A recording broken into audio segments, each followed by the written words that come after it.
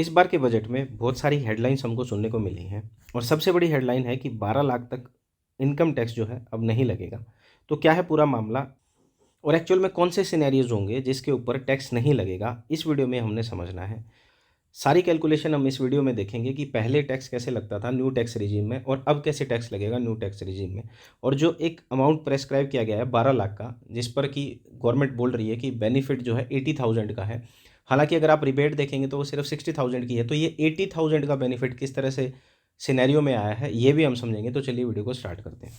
देखिए, टैक्स को समझने के लिए हमें सबसे पहले 3 कंसेप्ट समझने पड़ेंगे। जब टैक्स की बात करते हैं तो 3 सिनेरियो इसमें आते हैं। सबसे पहले एग्जम्पशन, एक होता है डिडक्शन और एक होता है रिबेट। तीनों में क्या डिफरेंस है? एग्जम्पशन एक ऐसी सिचुएशन है जहां पर इनकम टैक्स एग्जम्प्टेड है, मतलब उस तरह की इनकम पर कोई टैक्स देना ही नहीं होता, वो फुली एग्जम्प्टेड है। अगर मैं एग्जम्पशन की बात करूं तो एग्जांपल हमारा यहाँ पर है, मान लीजिए agriculture income. Agriculture income taxable नहीं होती है।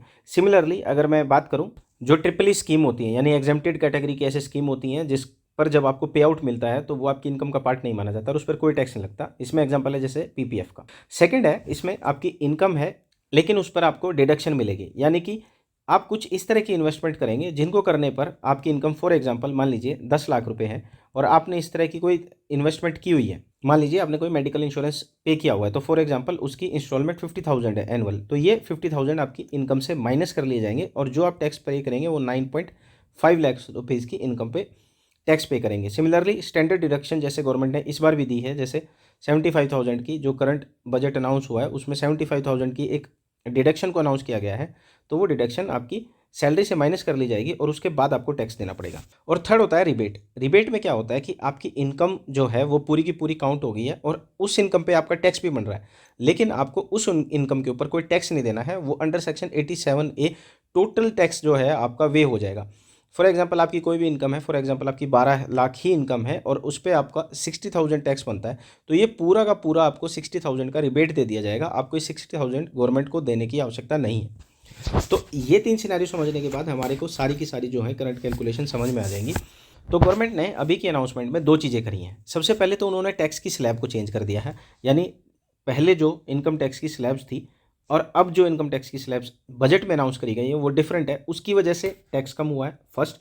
सेकंड क्या हुआ है कि आपको रिबेट जो है, रिबेट की भी वैल्यू बढ़ा करके दे दी गई है, तो उसकी वजह से भी आपको टैक्स बेनिफिट हुआ है। लेकिन ऐसा गवर्नमेंट कर क्यों रही है? इसका सिंपल सा रीजन है, क्योंकि गवर्नमेंट जो ये टैक्स स्लैब को रिड्यूस कर रही है, ये रिबेट दे रही है, ये इसलिए कर रही है कि ताकि मिडिल क्लास को एक तो बेनिफिट मिले। प्रेशर था गवर्नमेंट के ऊपर बहुत ज़्यादा। सेकेंडली इसमें क्या था कि हाउस होल्ड कंजप्शन को बूस्ट करना चाहती है। जैसे इकोनॉमी का भी अभी हमने जीडीपी के एस्टिमेट्स देखे हैं, उनकी रेंज देखी है। जितना पहले एक्सपेक्ट गवर्नमेंट कर रही थी उतनी जीडीपी उस गति से नहीं बढ़ रही है। तो ऑब्वियसली एक हाउस होल्ड कंजप्शन को बढ़ाने के लिए, ताकि लोगों के हाथ में पैसा ज़्यादा आ जाए, इसलिए ये इस तरह के रिलीफ दिए गए हैं, ताकि जो एक्स्ट्रा पैसा लोगों के पास आएगा वो ऑब्वियसली मार्केट में स्पेंड होगा और कंजम्पशन बूस्ट होगी और इकोनॉमी बूस्ट होगी। तो टैक्स का क्या मामला है? देखिए, जो गवर्नमेंट ने अनाउंस किया है, there will be no income tax payable up to 12 lakh तक कोई टैक्स नहीं देना होगा। यानी एवरेज इनकम किसी की 1 लाख रुपए है तो उसको टैक्स नहीं देना होगा। Scenario number 1।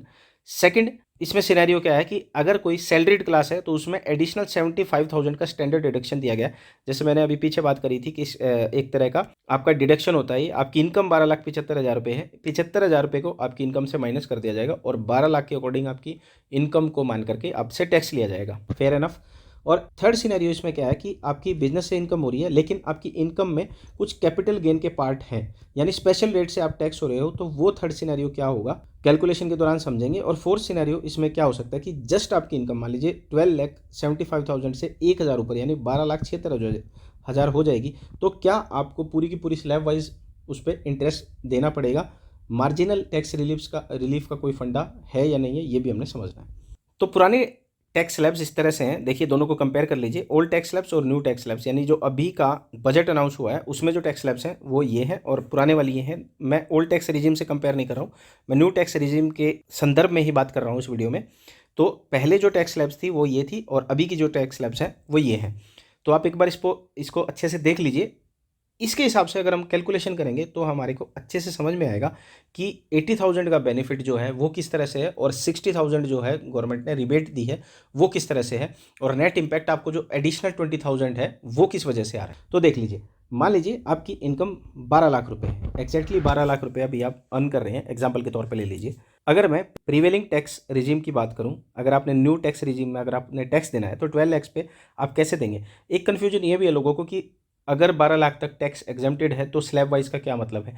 वो स्लैब वाइज का भी मतलब ये है कि जैसे ही आपकी इनकम एक पर्टिकुलर अमाउंट से ज़्यादा जाएगी, मान लीजिए 16 लाख से 17 लाख से, तो आप स्लैब वाइज टैक्स देंगे। ऐसा नहीं है डायरेक्टली 16 लाख की जो स्लैब है 20% की, सीधा आपसे 20% टैक्स ले लिया जाएगा। आपकी इनकम को बाइफरकेट किया जाएगा स्लैब वाइज और देन उस पर टैक्स लगाया जाएगा, इसलिए ये स्लैब वाइज का फंडा होता है। अभी एग्जाम्पल के तौर पे हमारी इनकम 12 लाख रुपए है, तो अगर मैं न्यू टैक्स रिजीम में जाता हूँ तो 12 लाख रुपए पे 3 लाख रुपए तक मुझे कोई टैक्स नहीं देना है। देन नेक्स्ट स्लैब इसमें आता है 3 to 7 लैक्स, यानी 4 लाख पे मुझे 5% देना है। जो नेक्स्ट है 7 to 10, वो स्लैब है 10% की, यानी 3 लैक्स पे मुझे 10% देना है। 10 to 12 पे मुझे 15% टैक्स देना है, यानी 2 लाख पे मुझे 15% टैक्स देना है। अगर मैं इस सब की वैल्यू ऐड करूँ तो 20,000 यहाँ पे आ जाएंगे, 30,000 यहाँ पर आ जाएंगे और 30,000 यहाँ पर आ जाएंगे, यानी 80,000 अभी मेरा टैक्स बनता है। तो अभी यहाँ आपको फोकस करने की ज़रूरत है। पहले मेरा टैक्स 80,000 बढ़ रहा था क्योंकि जो स्लैब थी वो लिमिटेड थी और उन पर टैक्स जो है वो एक तरह से सब्सटेंशियली इंक्रीज हो रहा था। अब नंबर ऑफ स्लैब्स को बढ़ा दिया गया है और जो टैक्स रेट है उसको भी कम कर दिया गया है, तो उसकी वजह से पहला डिफरेंस आएगा। यानी सेम इनकम मेरी इस साल में यानी 2025-26 में अगर मेरी ये इनकम होती है तो मेरा कितना टैक्स बनेगा। 4 लाख तक कोई टैक्स नहीं बनेगा, 4 से 8 तक 5% है, यानी जो 4 लाख इनकम है उस पर मेरा 5% टैक्स लगेगा। सिमिलरली 8 से 12 यानी अगले 4 लाख पे मुझे 10% टैक्स देना है। अगर मैं इस वैल्यू की बात करूं तो 20,000 ये हो गए और 40,000 ये हो गए, तो 60,000 रुपये मुझे करंट स्लैब के हिसाब से देना पड़ेगा। तो पहला डिफरेंस जो है मेरा 20,000 आया। 20,000 का बेनिफिट मुझे फर्स्ट एंड फॉरमोस्ट यहाँ पर मिल गया। देखिए 20,000 का मुझे बेनिफिट मिल गया। सेकंड क्या है, जो मैंने रिबेट की बात करी थी, यानी अब मैं टैक्सेबल इनकम में हूँ, लेकिन मेरा जो ये 60,000 का टैक्स बनेगा ये कंप्लीटली गवर्नमेंट इसको वेव कर देगी, मुझे 1 रुपया भी नहीं देना होगा। अब सेकंड सिनेरियो इसमें आता है कि मान लीजिए मैं सैलरीड हूँ, तो सैलरीड के केस में क्या होगा, सेम कैलकुलेशन रहेगी, बट मान लीजिए मेरी इनकम 12,75,000 है, तो ऑब्वियसली एक सैलरीड मान लीजिए किसी घर में रहता होगा, हाउस रेंट कहीं पे कर रहा होगा, किसी और घर में जाके रह रहा होगा, तो अलग अलग उसके खर्चे होंगे। तो गवर्नमेंट ने कहा कि इसकी रिबेट ना लेकर के आप 75,000 की स्टैंडर्ड डिडक्शन मांग लो। तो डिडक्शन का कंसेप्ट यहाँ काम में आएगा। जैसे ही 12,75,000 इनकम है उसको 12 लाख मान लिया जाएगा। अब इस 12 लाख पे जैसे मैंने पूरा का पूरा बाइफरकेट किया, ऐसे टैक्स लग जाएगा।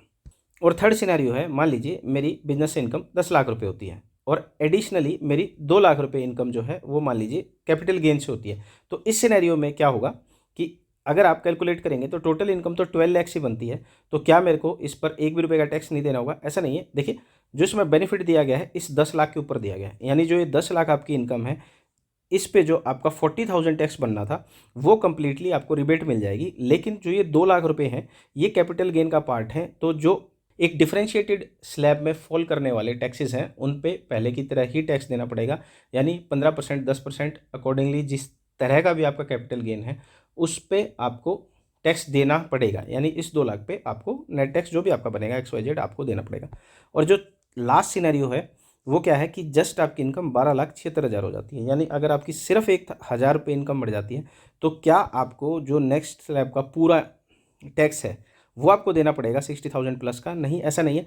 एक मार्जिनल टैक्स बेनिफिट करके कंसेप्ट होता है जिसमें क्या होता है कि इनकम को एट पार रखने की कोशिश की जाती है, यानी जो 12 लाख रुपए की इनकम का बंदा टैक्स नहीं दे रहा है, 12,76,000 वाले से 1,000 ही टैक्स लिया जाएगा, क्योंकि अगर इससे 1,000 से ज़्यादा टैक्स ले लिया जाएगा और यानी पूरा का पूरा अगर इससे टैक्स लिया जाता है तो इसकी नेट इनकम ही कम हो जाती है।